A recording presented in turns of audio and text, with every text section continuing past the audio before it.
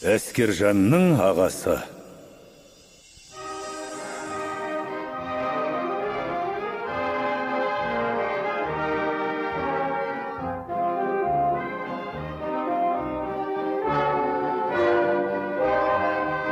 Соғыс бітті.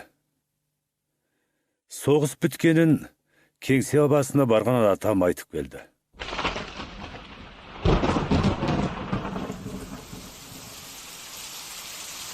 Осының алдында ғана найзағайлы қалың нөсер өткен. Жаңбыр түнере келіп, сабылай соғып, күрт ашылды. Жер сыз, шөп дымқыл, күн ащы, шуақ, жарық. Көп ауыл аталатын, жайлауға жапсарлас қонған 4-5 шаңырақтың бас көтерер үлкен кішісі тегіс біздің үйге шақырылды.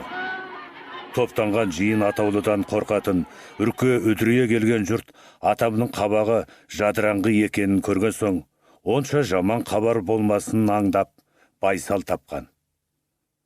Соғыс бітті деді атам ауыр күрсініп. Бітті, 40 жылғы қырғын. Ауыр тыныштық орнады. Енді не болады? Деді әлдегім жасқаншақтай сөйлеп. Енді атам ұзын, буырыл мұрты жыбыр етіп, ақсия үнсіз көлді. Енді аман қалған азамат тегіс елге қайтуға тиіс. Өзі анық па? Ұзын құлақ алып қашты, хабар емес пе? Деді Райымбек шал. Анық деді атам, кеудесін кері дем алып. Радиодан да айтыпты, газетке де жазыпты. Бұл соғыстың бітуі анық. Бірнеше әйел қатарынан өксіп жылап жіберді. Құлыным. Өлгенге иман, тіріге ғұмыр берсін деді атам. Арада сүт пісірім өтпей ақ, бұлақты құлдай, арқан бойлап, созыла қонған 5 үйдің үшеуінде дауыс көтерілді. Шерлі жоқтау. Балаларынан өткен жылы, арғы жылы, одан арғы жылы қаралы қағаз келген. Қайғысы арылмаған, енді тыныштық күні бар зары қайта қоздаған бейбағаналар. Әжем бергі үйден үн шыққандақ кемсеңдей бастап еді, атам зілсіз зекіп, тыйып тастады. Бастама жаман ырымды деген. Өлген адамды ғана жоқтайды. Жарар, деген келер сәтте.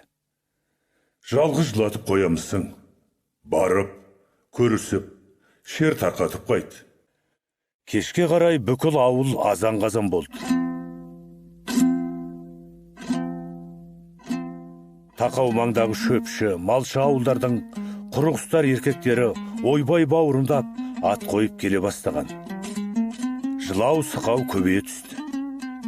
Әйелдер кезекпе-кезек көрсет, дауыс айтып, жоқтау айтып, ағыл-тегіл аңырайды. Әркім өз қайғысын айтады, бәрі жиылып, бүкіл ел қайғысын айтады.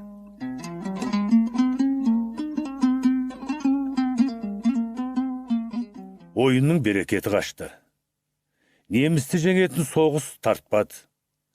Әйгілік пен әткеншектің реті жоқ. Асықтың, топтың қызығы қалмаған. Не ұзап шығалмай, не тыным таппай, ауылды төңіректедікте жүрдік.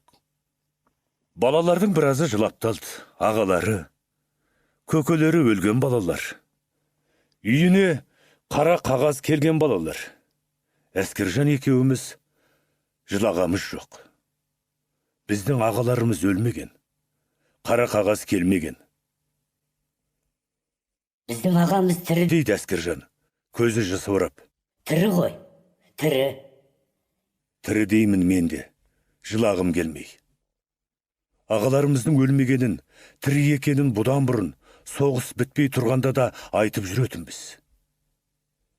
Мен ағамды көрдім. Дейді Әскержан. Ағам соғысқа кеткен кезде мен 2 жаста болғам. Көрдім. Мен көргем жоқ. Өз ағамды. Қайдан көресің?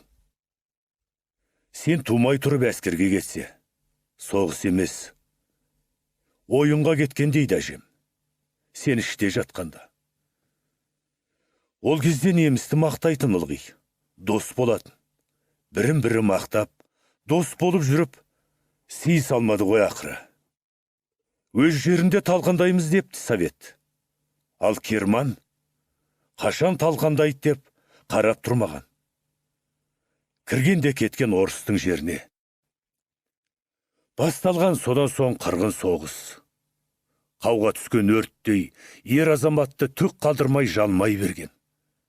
Бірақ менің ағам тірі.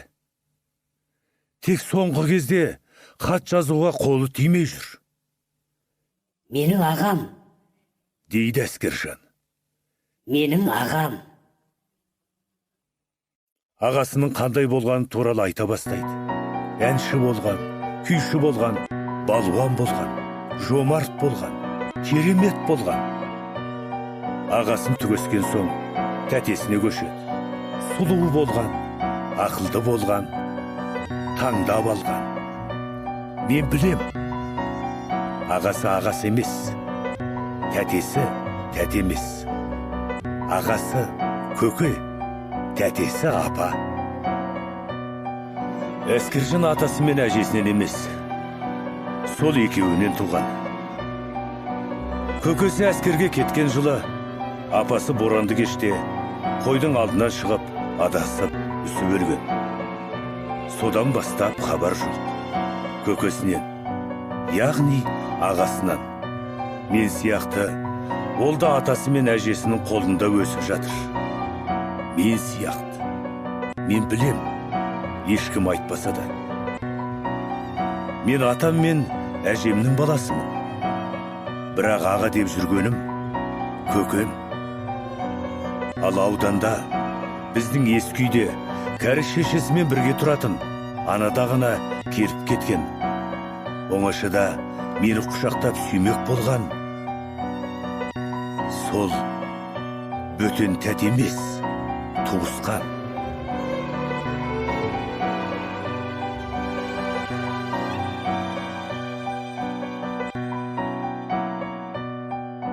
Соғыс бітті. Енді менің ағам қайтып келеді. Дейді Әскержан. Келе жатыр. Менің ағам да келе жатыр. Дедім мен. Ертең келеді. Бір айда келеді. Арада бір ай өтті, әрең өтті. Екінші ай туды, әрең өтіп жатыр. Бітуге тақады. Сонда ғана келіпті, қайтып жатыр деген хабар естіле бастады. Кеңсе басынан, аудан орталығынан. Ақыры біздің ауылға да есе тиді. Әскержанның ағасы келіпті. Дескен балалар. Туған ағасы емес, туысқан ағасы екен. Туысқан болғанда да тым алыс, аталас қана. Бірақ ағасы. Кеткеніне көп болмаған. Осы өткен қыста ғана шақырылыпты. 18-ге толысымен. Барғаны анық. Соғысқа қатысты ма, қатыспады ма, белгісіз. Әйтеуір аман келіп отыр. Біздің ауылда әскерден қайтқан бірінші адам. Біздің ауылда емес, көрші қалғыздың. Енді ағайындарын аралап жүр, сәлемдесіп, қуантып. Әскержанның үйі бұлақтың етегінде, көз көрім жерде. Атам, әжем үшеуміз жаяу бардық. Қараша үйдің төңірегі қараң-құраң. Рақымбек ата жарқыратып бір қойын жығып салыпты. Терісін сыпырып жатыр. Әскержанның туысқан ағасы жап-жас жігіт екен. Сап-сары ала киінген, киімі түгел жаңа. Аяғында былғары етік. Киіз үйдің көлеңкесінде бұзау тулақ үстінде отыр. Алдында Әскержан. Қасында осы ауылдың сәлем беруге келген 3-4 адамы. Біз жақындағанда созалаңдап барып орнынан тұрды. Атам төс түйістіріп бауырына басқан. Әжем құшақтап бетінен сүйген. Әскержанның соғыстан қайтқан туысқан ағасы тулақ үстіне қайтадан отырып, әңгімесін жалғастырды. Бара сала кіріскен, шетінен қыра беріпті. Бір қолында автомат, бір қолында пулемет, тиген жерін опырып түседі. Жау бет қарғай алмай, тым-тырақай қашып, Берлиннің түбінен бір-ақ шығады. Енді осы Берлинді алу керек. Берлинді алса, соғыс бітеді. Ала алмаса, жау күш жинап, біздің Москваның түбіне дейін қайта қууы мүмкін. Міне, мәселе қайда? Әрине, біздің солдат майданның ең ауыр шебіне түседі. Танктың үстіне түрегеп тұрып, кірдім дейді жау ордасына. Жеңдік, алуға тақадық. Енді жарты күн, 2-3 сағат соғыссақ біткені. Міне, дәл осы кезде біздің солдат жараланады.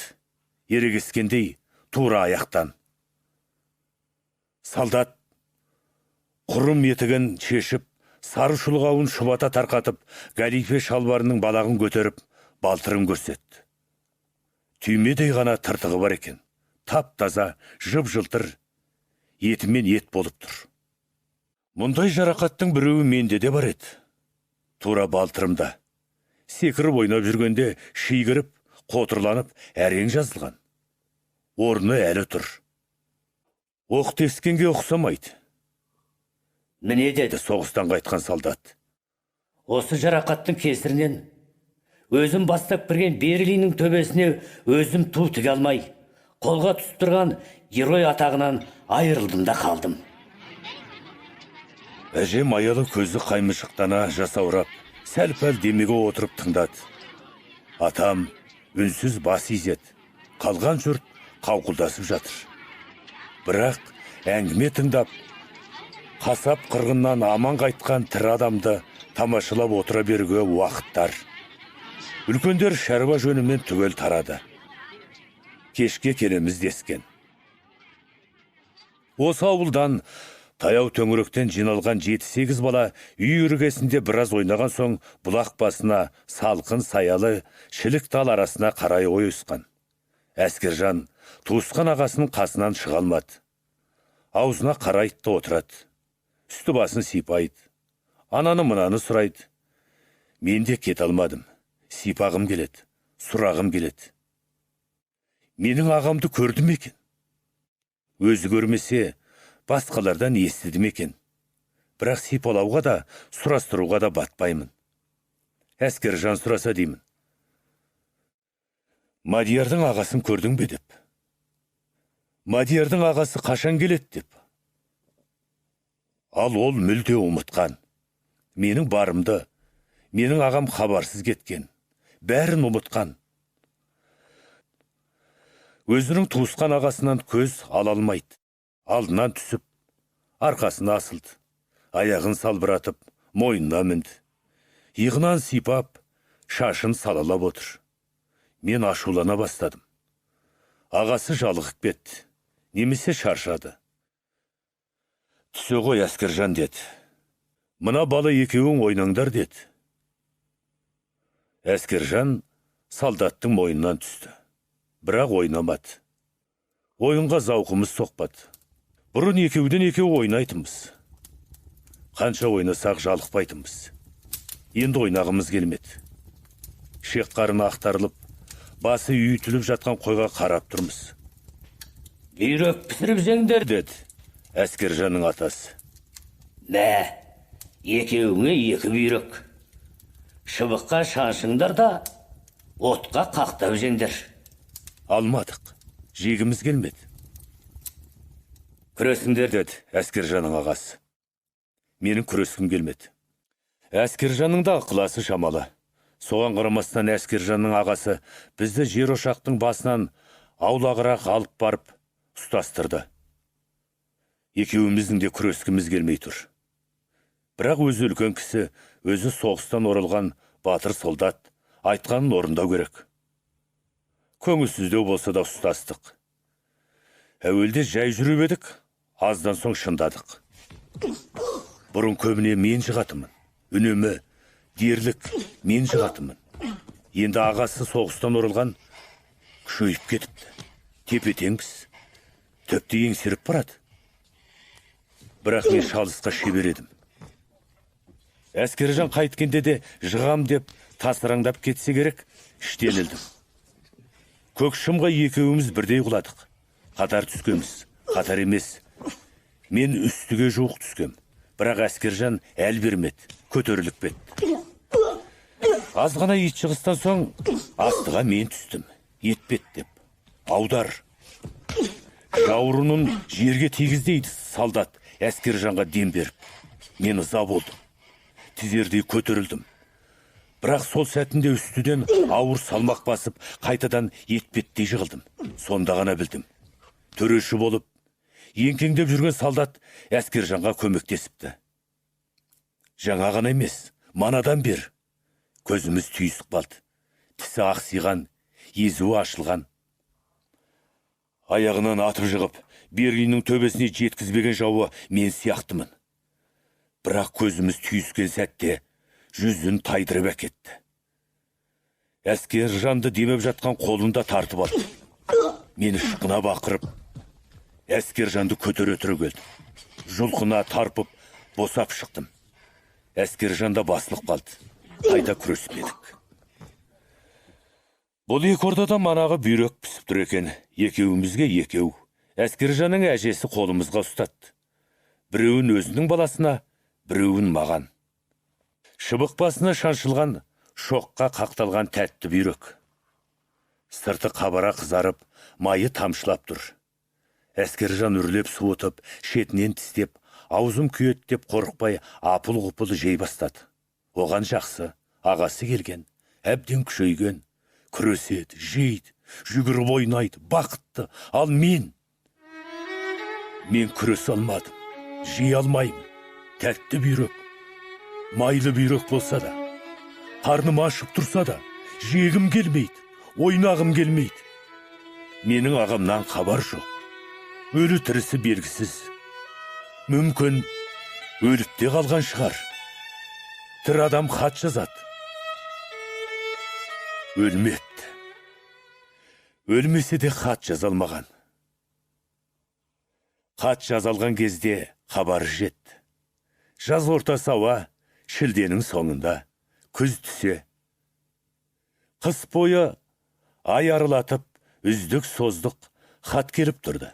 Тірімін дейді, қайтамын дейді. Демалысқа сұрандым, босатпай жатыр дейді. Хат келген соң атам екеуіміз қуандық. Тірімін, қайтамын дегенге. Әжем жылап алды. Босатпай жатыр дегенге. Ал Әскержанның ағасынан ешқандай хабар жоқ. Өлі тірісі белгісіз. Сірә тірі болса керек. Өйткені өлді деген қара қағаз келген, Садақ ағаның өзі де тірі болып шықты. Біздің аталас туысымыз. Сонда қара қағаз келген Садық аға тірі болып шыққанда, әжем айтқан Әскержанға, сенің ағаң да тірі деген. Өлгендер тіріліп жатқанда, тірілер қайда кетпек? Жүр бір жерде. Сонымен қыс өткен. Менің ағам көктемде келді. Жайлауға әлі шықпағанбыз. Төл алып болған, қыстау іргесінен ұзап барып қанап қонған кезі. Көкектің аяғы. Ауданға келіп түсті деген хабары жеткен соң, қос атпен барып, атамның өзі алып келді. Әжемнің қалай жылағанын, менің қалай қуанғанымды айтпай-ақ қояйын. Қуанған жалғыз мен емес, жылағанда жалғыз әжем емес. Бүкіл ауыл болып жылап, қуанды. Біздің үй 2-3 қой сойды, көкпарға лақ берді. Атам мен әжем мені ұмытты. Соғыстан келген ағам басқа жұрттан босамайды, шақырып, алдына алса, көп отырмай тұрып кетеді. Той біткенше бұлың бұлдыр сағым ішінде жүрді. Еміс қана есімде. Ел тарқаған күннің ертеңіне таңсыз бере ояндым. Төр алдында 4 қабат сырмақ үстіне салынған төсекте ағамның қойнында жатыр екем. Іргеден қозы маңырайды. Жас шөп иісі келеді. Бас жақта кереге ұшына ілінген ұзын сұр шинелдің етегі салбырап тұр. Қолымды созып, сипадым. Содан соң атамның жастық орнына салынған, қаусыра бүктелген күпісіне тұмсығын тыға, қорылдамай, пысылдамай, тып-тыныш ұйықтап жатқан ағама қарадым. Өліп қалған жоқ па? Өлмепті. Бір қалыпты демалады. Тығыла түстім. Бауыры жып-жылы. Қолымды қайтадан созып, шинелдің етегін ұстадым. Таң әбден атқанша күн көтеріліп, жұрт тегіс оянғанша оттан да судан да аман өткен. Шалғайы оққа ілінсе де өңірі жыртылмай, жақынымнан асып, ауылға аман жеткен сұр шинелдің етегін сипаладым да жаттым. Сол күні Әскержанның үйіне қонаққа бардық. Ағам екеуіміз. Кеше шақырып келіпті. Рақымбек ата қол қусырып қарсы алды. Үйге түсірді. Бата жасатып, боз тоқтысын шалды. Ет асылды, шай қайнады. Көк шөбі бұрқыраған тепсеңде, шаңырағы түрі ашылған қоңыр үйде, дастархан басында отырдық. Рақымбек ата, әже, менің ағам, мен, және ағасы хабарсыз кеткен Әскержан. Әскержанның атасы көтеріңкі отырды. Әжесі жылаған жоқ. Же, қарағым же дейді. Бар дәмді менің ағамның алдына тарта береді. Жарқым-ай. Бір шек болып қалғансың ғой. Түге, тамақты көп іш. Тез оңал дейді. Әскержанның атасы соғыс жайын сұрайды. Шырағым, ендігі балаға тыныштық болсын деп тілейік, дейді. Әскержан үндемейді. Көзі жалтырап, менің ағама қарай береді. Менің ағама қарайды да, маған қарайды. Аға, мынаны жеңіз. Аға, мынау тәтті дейді. Дастархандағы ірімшіктің ішінен бұратыла біткен сап-сары кезектерін таңдап, менің ағамның алдына қарай жылжытып. Мана ауыл сыртында қой қайтарып жүргенде дуадақтың жұмыртқасын тауып алған екен. Қос жұдырықтай, үлкен, шұбар жұмыртқа. Әжешісі шәугімге салып, пісіріп қойыпты. Әскержан өз қолымен аршып, тұтасымен менің алдыма тартты. Же дейді. Мен ертең тағда тауып алам. Ет келгенде де жіліктің үлкені маған тиді. Сен қонақсың дейді. Ағаңның қасында жүргенде қарның ашып қалмасын. Шынымда да ағам келгелі дұрыстап тамақ ішпеппін. Менің ағам келгелі Әскержанға да ас батпаған сияқты. Жұрттың бәрінің ағасы келіп жатыр. Қайда оның ағасы? Айтпаса да біліп отырмын. Қарағағаз келгендердің өзі тіріліп жатыр. Хабарсыз кеткендер де қайтады. 42-нің көктемінде кездейсоқ ұшырастық, дейді менің ағам. Мен госпитальдан шыққам. Ол жаңа ғана келіпті. Соңғы рет Харьков түбінде үлкен шабуыл алдында көрдім. Одан соңғысын білмеймін. Кейін әрқилы жағдайда кездескен жігіттерден тегіс сұрастырдым. Жамандығын көзімен көрген ешкім жоқ. Ол бағытқа түскендердің көбі хабарсыз кетті. Хабарсыздың біразы тірі қалды. Шыны осы. Бір жерде аман есен жүруі ғажап емес. Рақымбек атаның да, Қауан әженің де бетіне қан жүгіріп, өңейіп қалды. Біз атқа мінерде жадырай қоштасты. Тек Әскержан ғана төмен қарап, тұқыра берген. Ағаң тірі? Қайтып келеді? Дедім мен, жаным ашып. Қайтып келмеді. Сол хабарсыз күйінде жоғалған. Ақырғы хатын жазған күні 19-ға жаңа толған екен. Қазір Әскержанның өзінің жасы 50-ге келді. 7-8 бала өсіріпті. Немере сүйіп ата болыпты, тұрмысы жақсы, 4 құбыласы сай деседі. Бірақ көкірегінде жазылмас жара барына мен күмәнданбаймын. Әкеден жастай айырылдым демейді. Атасы 80-нен асып, күні кеше ғана өтіпті. Анасыз өстім демейді. Әжесі жетімдік көрсетпей өсіріпті. Ағасыз, жағасыз өттім демейді. Інісіз, тыныссыз кеттім дейді. Болмаған, бірақ болуға тиіс тағдырын елестетеді. Ағасы бар адам атаулыға, тіпті ағайынды қарттардың өзіне қызыға қарайды. Жалғызсыраған, жабыққан, шаршап шалдыққан кездерінде сонау апат жылдары өртке кеткен, қазір өзінің ортаншы, ұлынан да кіші болып қалған қайран ағасын еске алады. Оған да тәуба. Кәрі әкесі өлген күні шаңырағы құлап, түтіні өшкен, еске алатын ешкім жоқ. Шәйіттер қаншама.